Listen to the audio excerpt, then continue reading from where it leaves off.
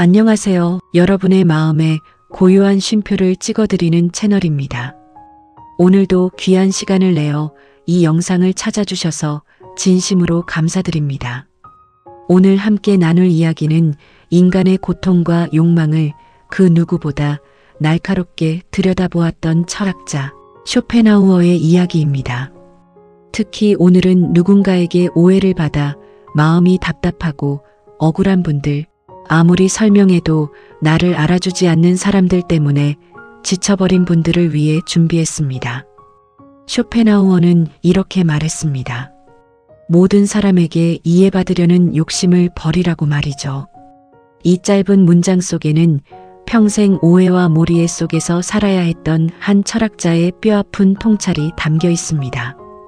오늘 영상을 끝까지 보시면 왜 우리가 그토록 오해에 마음을 다치는지, 그리고 그 오해로부터 자유로워지는 진짜 방법이 무엇인지 분명한 답을 얻으실 수 있을 겁니다. 시작하기 전에 이런 이야기가 필요한 분들에게 잘 전달될 수 있도록 구독과 좋아요, 그리고 알림 설정 한 번씩 꾹 눌러주시면 정말 큰 힘이 됩니다. 그럼 이제 쇼펜하우어의 세계로 함께 들어가 보겠습니다. 쇼펜하우어라는 이름은 종종 염세주의자, 세상을 비관적으로만 바라본 철학자라는 오해와 함께 회자되곤 합니다. 하지만 그의 글을 실제로 들여다보면 그는 단순히 삶을 부정하기 위해서가 아니라 인간이 왜 그토록 쉽게 고통받는지를 냉철하게 해부하고 그 고통으로부터 조금이라도 자유로워질 수 있는 실질적인 지혜를 전하고자 했던 사람이었습니다. 오늘 다룰 오해에 관한 통찰 역시 그가 평생을 통해 몸속였고 사유하며 얻어낸 매우 실용적이고 현실적인 삶의 기술입니다. 쇼펜하우어는 1788년 독일의 부유한 상인 집안에서 태어났습니다. 그는 어린 시절부터 예민하고 통찰력이 뛰어났지만 동시에 평생 동안 세상과 불화하며 살아야 했던 인물이기도 합니다. 그의 어머니 요한나 쇼펜하우어는 당대에 꽤 유명한 소설가였는데 화려한 사교 모임을 즐기며 사람들에게 인정받는 것을 삶의 중요한 가치로 여겼습니다. 반면 아들 쇼펜하우어는 어머니의 그런 삶의 방식에 깊이 실망했고 두 사람은 훗날 거의 의절에 가까운 관계로 멀어지게 됩니다. 쇼펜하우어는 어머니에게 이렇게 일갈했다고 전해집니다. 당신은 후대에 이름을 남기려면 나로 인해서일 것이라고 말입니다. 실제로 오늘날 요한나 쇼펜하우어라는 이름은 아들 쇼펜하우어를 통해서만 기억되고 있으니 이 말은 놀랍도록 정확한 예언이 되었습니다. 하지만 쇼펜하우어 자신도 살아있는 동안에는 결코 인정받지 못했습니다. 그는 30살이 되던 해에 필생의 역작인 의지와 표상으로서의 세계를 출간했지만 이 책은 거의 팔리지 않았고 세상은 철저하게 그를 외면했습니다. 그의 원고 대부분은 창고에서 폐지처럼 방치되다시피 했다고 전해집니다. 이 시기 쇼펜하우어에게 벌어진 유명한 일화가 하나 있습니다. 그는 베를린 대학에서 강의를 맡게 되었는데 당시 학계에서 가장 명성이 높았던 철학자 헤겔과 정면으로 맞붙는 시간대에 자신의 강의를 편성했습니다. 쇼펜하우어는 자신의 철학이 헤겔의 철학보다 훨씬 더 진실에 가깝다고 확신했고 사람들이 결국 자신을 알아볼 것이라 믿었습니다. 하지만 결과는 참담했습니다. 헤겔의 강의실은 학생들로 가득 찼지만 쇼펜하우어의 강의실에는 단 몇 명의 학생만이 앉아 있었고 그마저도 얼마 지나지 않아 강의는 폐강되고 말았습니다. 쇼펜하우어는 이 일로 큰 상처를 받았고 이후 수십 년 동안 세상으로부터 철저히 외면당한 채 홀로 연구에 몰두하며 살아가야 했습니다. 그는 당대 최고의 지성이라 불리던 헤겔의 철학을 두고 공허한 말장난에 불과하다고 신랄하게 비판했지만 세상은 그의 말에 귀 기울이지 않았습니다. 그는 철저히 오해받았고 철저히 무시당했습니다. 이 시기 쇼펜하우어의 내면이 얼마나 힘들었는지는 그가 남긴 여러 기록에서도 드러납니다.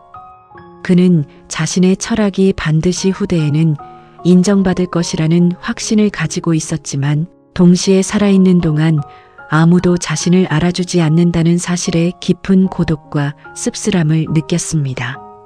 그는 한때 자신의 책이 세상에 나온 지 얼마 되지 않아 폐지로 재활용될 위기에 처했다는 소식을 듣고 크게 낙담하기도 했습니다. 그럼에도 그는 세상의 인정을 얻기 위해 자신의 사상을 타협하거나 대중의 입맛에 맞게 바꾸지 않았습니다. 오히려 그는 더욱 철저하게 자신의 논리를 다듬고 벼려나가며 언젠가 진실을 알아볼 사람이 나타날 것이라는 믿음 하나로 그 긴 무명의 세월을 견뎌냈습니다. 이것이 바로 오해와 몰이의 앞에서 우리가 취할 수 있는 가장 근본적인 태도입니다. 당장의 인정을 얻기 위해 나 자신을 왜곡하는 대신 시간이 걸리더라도 내가 옳다고 믿는 것을 지켜나가는 뚝심입니다. 그런데 여러분, 이 이야기의 반전은 여기서 끝나지 않습니다. 쇼펜하우어가 60살이 넘어 출간한 소품집 부록과 불온이 뜻밖의 대중적 성공을 거두면서 그는 갑작스럽게 유럽 전역에서 주목받는 철학자로 떠오르게 됩니다. 젊은 시절 자신의 대표작이 철저히 무시당하는 것을 지켜보아야 했던 그가 노년에 이르러서야 비로소 세상의 인정을 받게 된 것입니다. 이 극적인 반전이 우리에게 전하는 메시지는 분명합니다.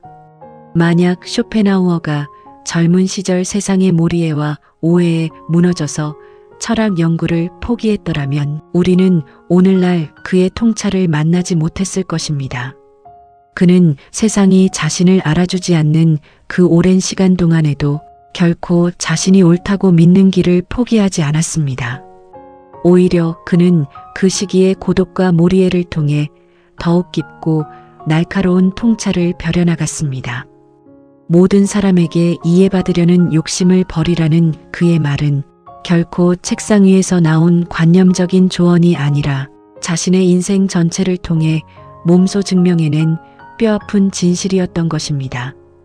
이 시기 쇼펜하우어의 실제 생활 모습을 들여다보면 그가 얼마나 철저하게 세상과 거리를 둔 채 살았는지를 알 수 있습니다. 그는 평생 결혼하지 않았고 프랑크푸르트의 한 아파트에서 홀로 지내며 아트마라는 이름의 푸들과 함께 생활했습니다. 그는 매일 같은 시간에 일어나 정해진 시간 동안 글을 쓰고 정해진 시간에 산책을 하고 정해진 식당에서 홀로 식사를 했습니다. 사람들은 이런 그의 규칙적이고 고독한 생활 방식을 두고 괴팍하다거나 사교성이 없다고 수군거렸습니다. 하지만 쇼펜하우어에게 이런 고독한 일상은 결핍이 아니라 오히려 자신의 사유를 지키기 위한 최소한의 방어선이었습니다. 그는 세상의 몰이해 속에서 흔들리지 않기 위해 의도적으로 세상과의 접촉면을 줄이고 자기 내면의 세계에 깊이 몰두하는 삶을 선택했습니다. 그가 남긴 통찰 중에는 인간은 혼자 있을 때에만 온전히 자기 자신일 수 있다는 말이 있습니다. 오해받는 것이 두려워 계속해서 사람들 속으로 파고들며 인정을 구걸하기보다 차라리 홀로 서는 법을 배우는 것이 훨씬 더 근본적인 해결책이라는 것을 그는 자신의 삶으로 보여주었습니다. 여러분은 살면서 몇 번이나 억울한 오해를 받아보셨나요? 분명 좋은 의도로 한 말인데 상대방은 전혀 다르게 받아들이고 열심히 노력한 일인데 누군가는 그것을 게으름이나 무능함으로 오해하기도 합니다. 회사에서는 내가 하지도 않은 실수를 뒤집어 쓰기도 하고 가족 사이에서는 몇십 년 전의 오해가 아직도 풀리지 않은 채 남아있기도 합니다. 온라인에서는 내가 남긴 짧은 댓글 하나가 전혀 의도하지 않은 방향으로 해석되어 낯선 사람들에게 비난받기도 합니다. 이런 오해를 마주할 때마다 우리는 필사적으로 해명하고 싶어집니다. 아니에요. 제 말은 그런 뜻이 아니었어요. 저는 정말 열심히 했어요. 라고 목소리를 높이고 싶어집니다. 하지만 아무리 해명해도 오해는 쉽게 풀리지 않고 오히려 해명할수록 더 깊은 수렁에 빠지는 것 같은 기분이 들 때도 많습니다. 쇼펜하우어는 이런 우리에게 냉정하지만 자유로운 진실 하나를 알려줍니다. 세상의 모든 사람이 당신을 정확히 이해해 줄 것이라는 기대 자체가 애초에 이루어질 수 없는 헛된 욕망이라는 것입니다. 쇼펜하우어 철학의 핵심에는 의지라는 개념이 자리하고 있습니다. 그는 인간을 포함한 모든 생명체가 맹목적이고 끝없는 삶의 의지에 의해 움직인다고 보았습니다. 이 의지는 결코 완전히 충족되는 법이 없어서 하나의 욕망이 채워지면 곧바로 또 다른 결핍과 욕망이 그 자리를 채우고 그로 인해 인간은 끊임없이 고통 속을 헤매게 됩니다. 쇼펜하우어는 타인에게 인정받고 이해받고 싶어하는 마음 역시 이 맹목적인 의지의 한 형태라고 보았습니다. 우리는 누군가 나를 오해하면 마치 나의 존재 자체가 부정당한 것처럼 괴로워하지만 사실 그 괴로움의 뿌리를 파고들어 보면 모든 사람에게 좋은 평가를 받고 싶다는 결코 완전히 충족될 수 없는 헛된 욕망이 자리하고 있는 경우가 많습니다. 세상에는 수십억 명의 사람이 존재하고 그들은 저마다 다른 경험과 가치관, 편견을 가지고 살아갑니다.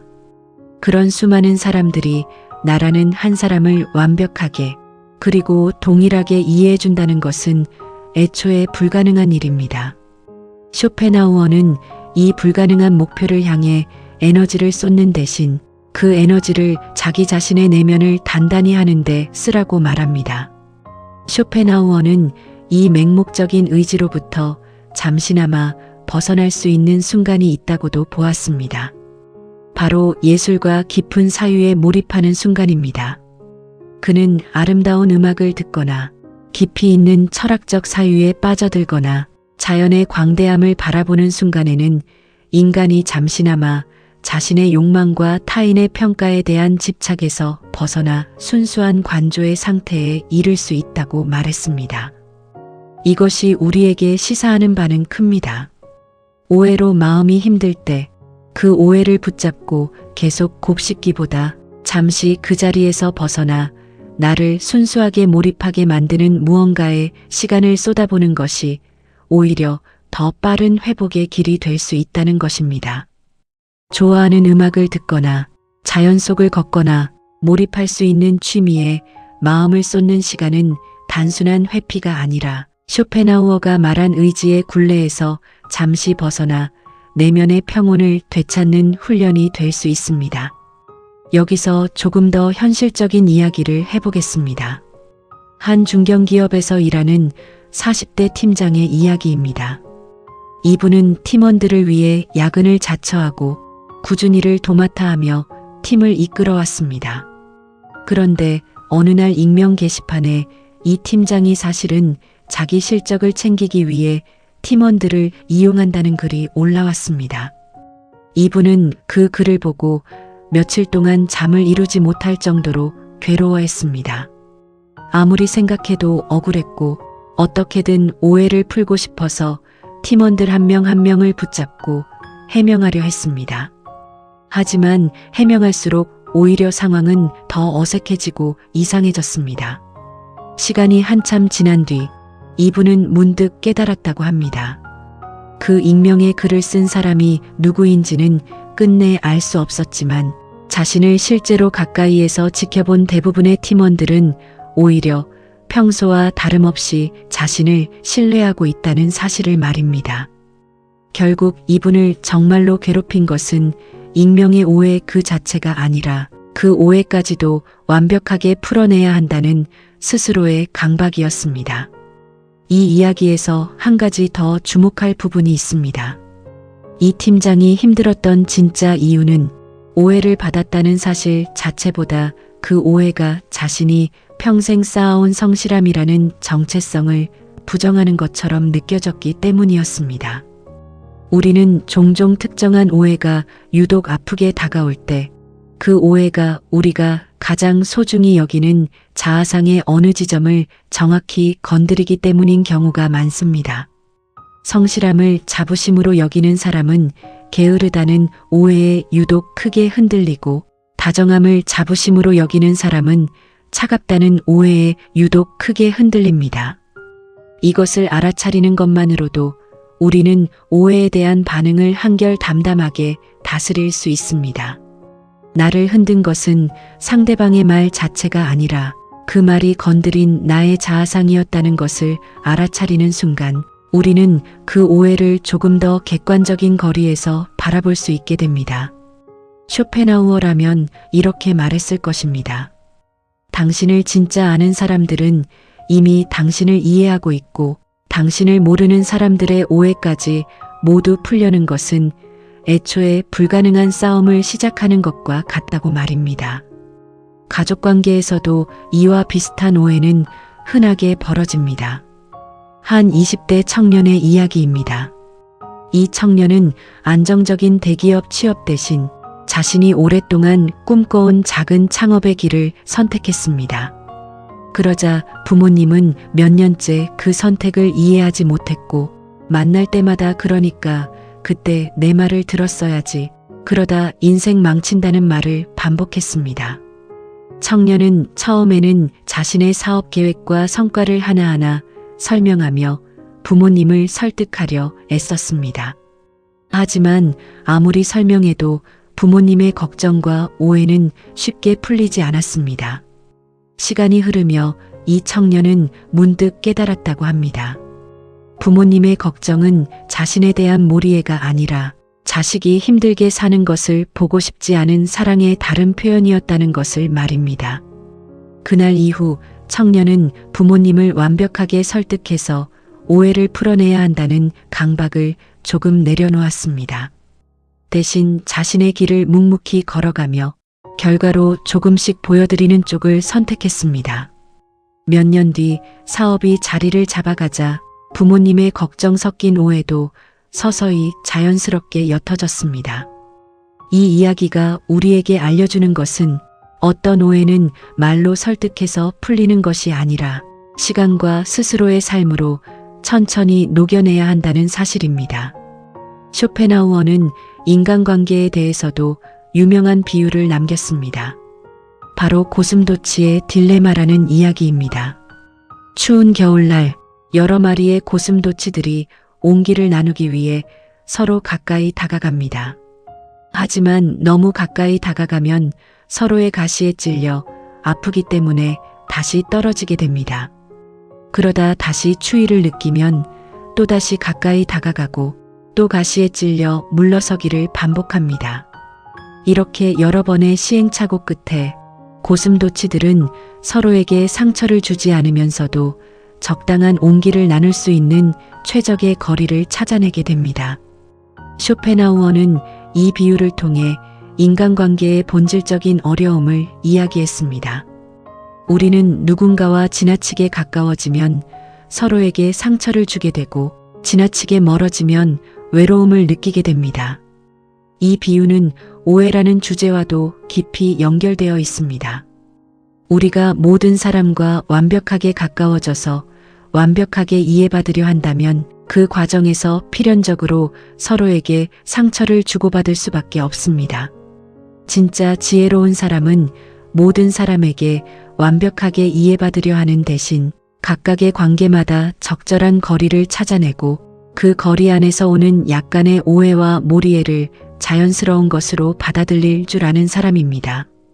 이 고슴도치의 비유를 오해라는 주제에 조금 더 구체적으로 적용해 보겠습니다. 우리는 흔히 누군가와 가까워질수록 그 사람이 나를 더 잘 이해해 줄 것이라고 기대합니다. 하지만 실제로는 오히려 정반대의 일이 벌어지기도 합니다. 너무 가까운 사이일수록 서로에 대한 기대치가 높아지고, 그 기대에 조금이라도 어긋나면 실망과 오해가 더 크게 다가옵니다. 반면 적당한 거리를 유지하는 관계에서는 서로에 대한 기대치가 처음부터 크지 않기 때문에 사소한 오해가 생기더라도 크게 상처받지 않고 넘어갈 수 있습니다. 이것은 관계를 소홀히 하라는 뜻이 아니라 모든 관계에 똑같은 밀도의 이해를 기대하지 말라는 뜻입니다. 어떤 관계는 깊은 이해를 나눌 수 있는 거리까지 가까워질 수 있지만 어떤 관계는 적당한 거리를 유지할 때 오히려 더 오래, 더 건강하게 지속될 수 있습니다. 이 거리감을 지혜롭게 조율하는 능력이야말로 쇼펜하우어가 고슴도치의 딜레마를 통해 우리에게 전하고자 했던 진짜 메시지입니다. 그렇다면 우리는 왜 이렇게 오해를 받을 때마다 크게 흔들리는 것일까요? 여기에는 몇 가지 이유가 있습니다. 첫째, 우리는 어린 시절부터 타인의 평가를 통해 자신의 가치를 확인받는 방식에 익숙해져 있습니다. 부모님의 칭찬, 선생님의 인정, 친구들의 호감을 통해 나라는 존재를 확인해온 습관이 성인이 되어서도 그대로 이어지는 것입니다. 그래서 누군가 나를 오해하면 단순히 의견의 차이가 아니라 나의 존재 가치 자체가 흔들리는 것처럼 느껴지게 됩니다. 둘째, 현대 사회는 특히 온라인 공간을 통해 우리의 말과 행동이 순식간에 확대되고 왜곡될 수 있는 환경을 만들어 놓았습니다. 짧은 글 하나, 사진 한 장이 맥락 없이 퍼져나가면서 우리는 자신이 전혀 의도하지 않은 방식으로 낯선 사람들에게 오해받는 경험을 그 어느 시대보다 자주 겪게 되었습니다. 셋째, 우리는 갈등과 오해를 완전히 해소해야만 관계가 유지될 수 있다는 강박을 가지고 있습니다. 하지만 쇼펜하우어는 모든 오해가 반드시 해소되어야 하는 것은 아니라고 말합니다. 때로는 오해를 아는 채로도 관계는 지속될 수 있고 때로는 그 오해가 자연스럽게 시간 속에서 희미해지기도 합니다. 온라인 공간에서의 오해는 특히 더 가혹한 경우가 많습니다. 한 온라인 커뮤니티에서 취미로 요리 영상을 올리던 한 사람의 이야기입니다. 이분은 어느 날 자신이 올린 영상의 한 장면이 맥락 없이 다른 게시물로 옮겨져 퍼지면서 실제로 하지도 않은 행동을 한 것처럼 오해받아 수백 개의 악성 댓글에 시달리게 되었습니다. 처음에는 억울함에 하나하나 해명 댓글을 달았지만 이미 확산된 오해는 해명 몇 줄로 쉽게 가라앉지 않았습니다. 며칠 동안 이분은 심한 스트레스에 시달렸지만 시간이 지나며 문득 이런 생각이 들었다고 합니다. 이 댓글을 남긴 수백 명 중 나를 실제로 만나본 사람은 단 한 명도 없다는 사실이었습니다. 그들은 나라는 사람이 아니라 짧게 편집된 몇 초의 장면에 반응하고 있을 뿐이었습니다. 이 사실을 깨달은 뒤 이분은 더 이상 모든 댓글에 일일이 반응하지 않기로 했습니다. 대신 자신을 실제로 알고 오랫동안 응원해온 소수의 구독자들에게만 짧게 진심을 전했습니다. 시간이 지나자 온라인의 소란은 예상보다 훨씬 빠르게 잦아들었고 정작 이분의 일상에 실질적인 영향을 준 것은 낯선 다수의 오해가 아니라 그 오해에 스스로 부여했던 무게감이었다는 것을 깨닫게 되었습니다. 그렇다면 쇼펜하우어의 지혜를 오늘부터 우리 삶에 어떻게 구체적으로 적용할 수 있을까요? 첫 번째 방법은 오해의 근원을 구분하는 것입니다. 나를 오해한 사람이 나를 실제로 잘 알고 지켜본 사람인지 아니면 나를 잘 알지도 못하면서 단편적인 정보만으로 판단한 사람인지를 먼저 구분해 보십시오. 나를 진짜 아는 사람이 오해했다면 진심 어린 대화로 풀어갈 가치가 있지만 나를 잘 알지도 못하는 사람의 오해라면 그것을 애써 풀려고 에너지를 쏟기보다 자연스럽게 흘려보내는 것이 훨씬 지혜로운 선택입니다. 두 번째 방법은 내면의 법정을 스스로 갖추는 것입니다. 쇼펜하우어는 우리에게 외부의 평판이라는 불안정한 재판관이 아니라 스스로의 양심과 이성이라는 내면의 재판관을 신뢰하라고 말합니다. 오늘 내가 한 행동과 말이 진심으로 옳았는지를 스스로에게 정직하게 물어보고 그 답이 그렇다는 확신이 든다면 타인의 오해는 더 이상 나의 존재 전체를 흔드는 힘을 갖지 못하게 됩니다. 이 두 가지 방법을 실천하는 간단한 연습을 소개합니다. 오해로 마음이 힘든 날, 종이에 두 개의 칸을 그려보십시오. 왼쪽 칸에는 이 오해가 나를 정말 잘 아는 사람으로부터 온 것인지 아니면 나를 잘 모르는 사람으로부터 온 것인지를 적어봅니다. 오른쪽 칸에는 오늘 내가 한 행동에 대해 스스로의 양심에 비추어 떳떳한지 그렇지 않은지를 솔직하게 적어봅니다. 만약 왼쪽 칸에 나를 잘 모르는 사람이라고 적혔고 오른쪽 칸에 스스로 떳떳하다고 적혔다면 그 오해는 여러분이 짊어질 필요가 없는 짐입니다. 반대로 나를 잘 아는 사람이면서 스스로도 조금 찔리는 부분이 있다면 그 오해는 진지하게 들여다볼 가치가 있는 신호일 수 있습니다. 이렇게 오해를 하나씩 분류하는 습관을 들이면 우리는 모든 오해에 똑같은 무게로 반응하는 대신 정말 마음 써야 할 오해와 그냥 흘려보내도 되는 오해를 지혜롭게 구분할 수 있게 됩니다. 세 번째 방법은 해명의 유효기간을 정해두는 것입니다. 오해가 생겼을 때 단 한 번 혹은 두 번 정도는 진심을 담아 상황을 설명해 볼 수 있습니다. 하지만 그럼에도 상대방이 계속해서 나를 오해한다면 그 이후부터는 해명을 위해 나의 에너지를 계속 쏟아붓는 대신 그 사람의 판단은 그 사람의 몫으로 남겨두는 연습이 필요합니다. 이것은 관계를 포기하는 것이 아니라 내가 통제할 수 없는 타인의 생각을 억지로 바꾸려는 헛된 싸움에서 스스로를 놓아주는 것입니다. 네 번째 방법은 쇼펜하우어가 강조한 고독의 시간을 의도적으로 확보하는 것입니다. 그는 타인과의 관계에 매몰되어 자기 자신을 잃어버리기보다 홀로 있는 시간 속에서 자신의 생각과 가치관을 단단히 다지는 것이 훨씬 중요하다고 보았습니다. 오해로 마음이 어지러울 때일수록 잠시 사람들과 거리를 두고 혼자만의 시간 속에서 내가 정말 소중히 여기는 가치가 무엇인지를 다시 확인해 보는 시간이 큰 힘이 됩니다. 다섯 번째 방법은 나 역시 누군가를 오해하고 있을 수 있다는 사실을 겸허하게 받아들이는 것입니다. 우리는 오해받는 입장이 되면 그토록 억울해하면서도 정작 자신이 다른 누군가를 단편적인 정보만으로 섣불리 판단하고 있지는 않은지는 잘 돌아보지 않습니다. 쇼펜하우어는 인간이라는 존재가 본질적으로 자신의 좁은 경험과 욕망이라는 렌즈를 통해서만 세상을 바라볼 수밖에 없는 한계를 지녔다고 보았습니다.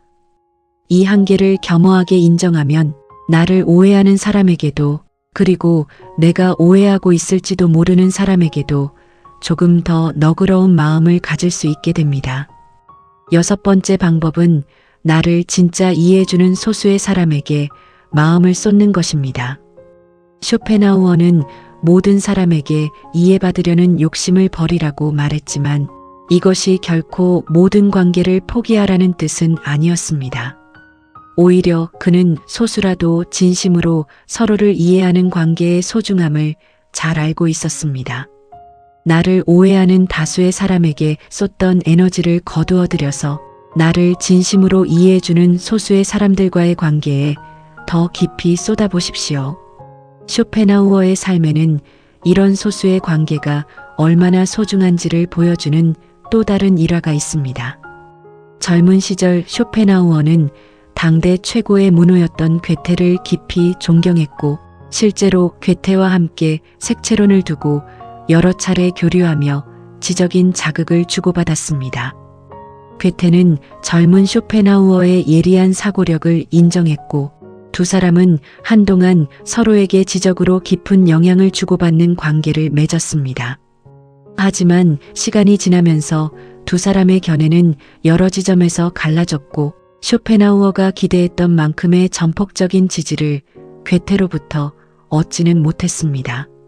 쇼펜하우어는 이 일에 실망하기도 했지만 그렇다고 해서 괴테와의 관계 전체를 부정하지는 않았습니다. 그는 비록 완벽하게 의견이 일치하지는 않았어도 그 짧은 교류의 시간 동안 나눈 지적인 자극과 존중만으로도 충분히 의미 있는 관계였다고 받아들였습니다. 이는 우리에게 중요한 사실을 알려줍니다. 관계란 반드시 완벽한 이해와 전폭적인 동의로만 가치를 갖는 것이 아니라는 것입니다. 부분적인 이해, 짧은 순간의 진심 어린 교류만으로도 그 관계는 우리 삶에 충분히 소중한 흔적을 남길 수 있습니다. 쇼펜하우어는 명성과 평판에 대해서도 냉철한 통찰을 남겼습니다. 그는 명성이란 결국 타인의 머릿속에 있는 나에 대한 이미지에 불과하며 그것은 내가 통제할 수 있는 영역 밖에 있다고 보았습니다. 반면 내가 진짜 가진 것, 즉 나의 성품과 지성과 마음의 평온은 온전히 나 자신의 것이며 그 누구도 함부로 빼앗아갈 수 없는 것이라고 말했습니다. 그는 사람들이 자신에 대해 어떻게 생각하는지에 삶의 대부분의 에너지를 쏟는 것을 두고 자기 자신의 진짜 삶을 살지 못하고 타인의 머릿속에 사는 유령으로 살아가는 것과 같다고 비판했습니다. 오늘날 우리도 이와 크게 다르지 않습니다. 우리는 종종 실제로 존재하는 나 자신의 행복보다 타인이 나를 어떻게 평가할지에 훨씬 더 많은 신경을 쓰며 살아갑니다. 쇼펜하우어는 이런 우리에게 묻습니다. 당신은 지금 당신 자신의 삶을 살고 있습니까? 아니면 타인의 머릿속에 존재하는 이미지를 관리하는데 인생을 소모하고 있습니까? 여기서 한 가지 더 생각해 볼 이야기가 있습니다. 쇼펜하우어가 살아있는 동안 철저히 무시당했던 이유 중 하나는 그가 당대의 주류 철학, 특히 헤겔로 대표되는 낙관적이고 체계적인 철학과는 완전히 다른 방향을 이야기했기 때문입니다. 당시 유럽 지성계는 이성과 역사의 진보를 믿는 낙관주의가 지배적이었지만 쇼펜하우어는 삶의 본질이 고통이며 인간의 욕망은 결코 완전히 충족될 수 없다는 비관적인 통찰을 정면으로 제시했습니다.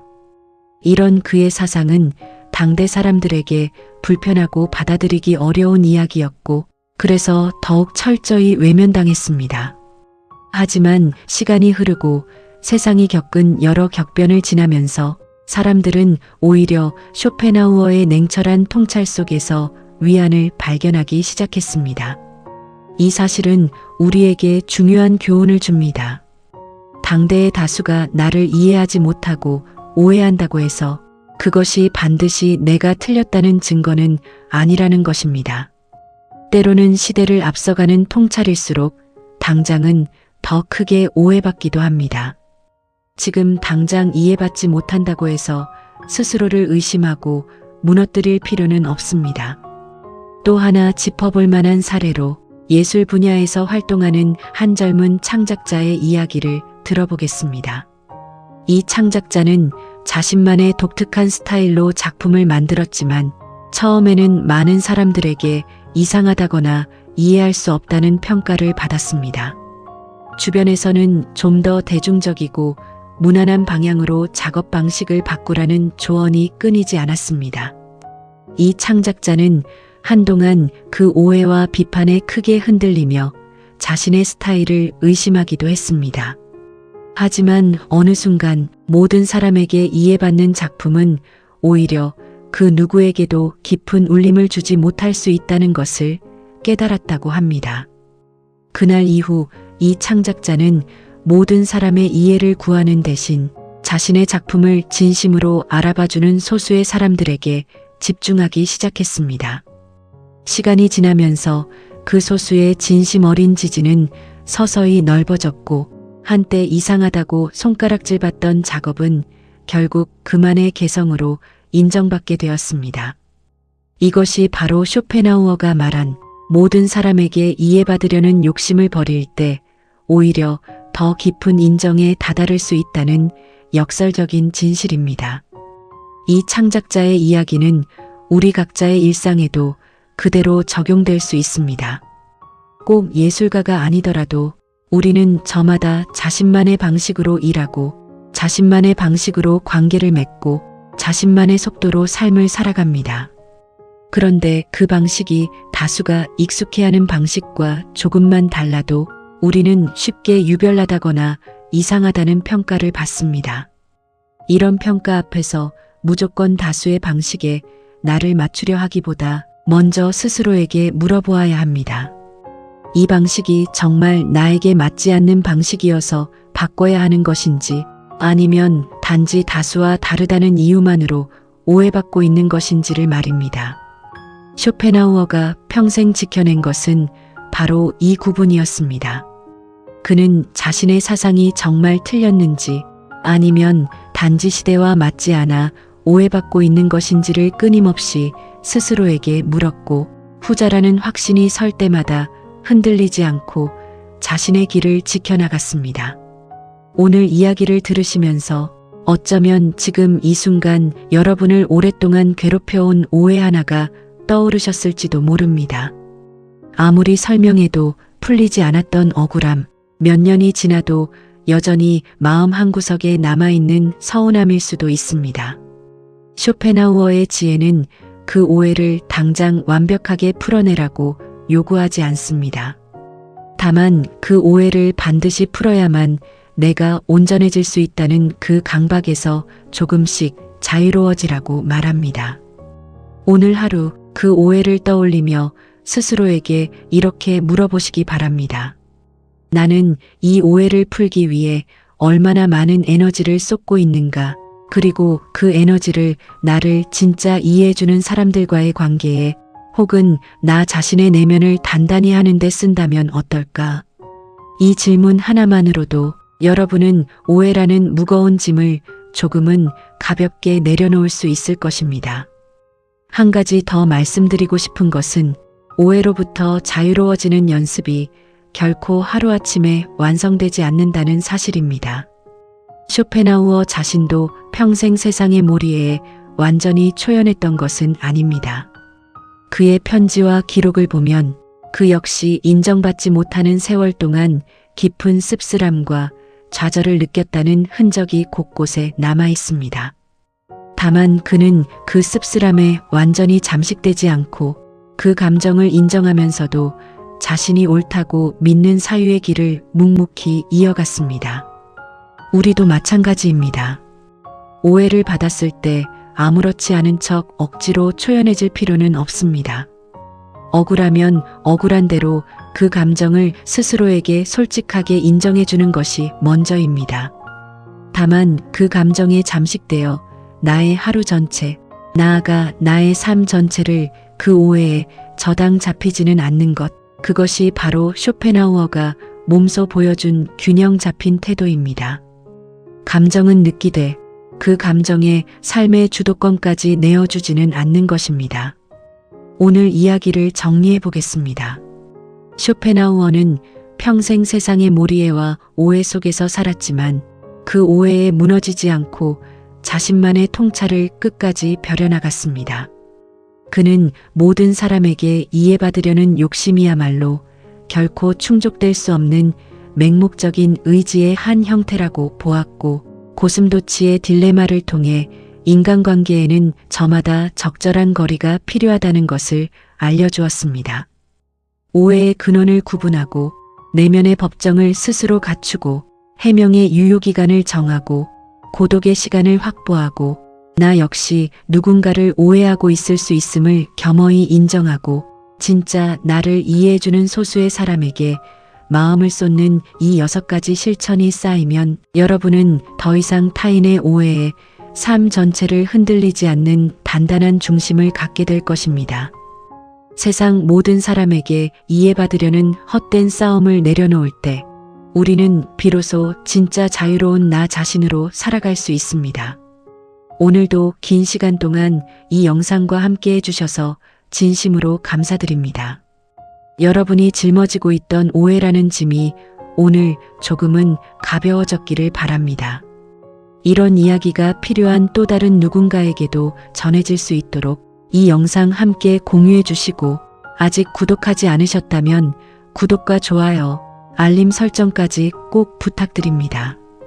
여러분이 눌러주시는 그 작은 클릭 하나하나가 다음 이야기를 준비하는 저희에게 정말 큰 힘이 됩니다. 다음 영상에서는 또 다른 지혜로운 스승의 이야기로 여러분을 찾아뵙겠습니다. 오늘도 여러분의 마음에 흔들리지 않는 단단함이 함께하기를 바라며 이만 인사드리겠습니다. 감사합니다.